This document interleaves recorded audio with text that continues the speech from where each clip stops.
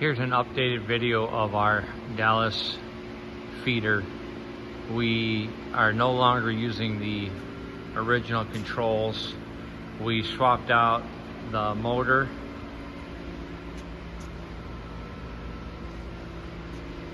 and this is the new control configuration. Everything mounted up, went to fire it up. As you can see, I have a green OK light on the drive. When in manual, I can run one time with the buttons.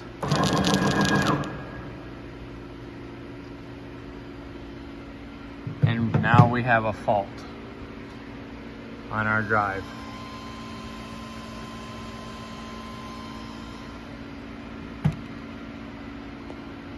Not quite sure what's causing the fault.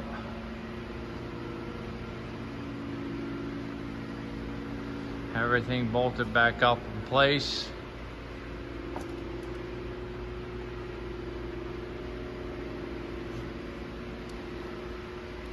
And that is where we're at as of this moment.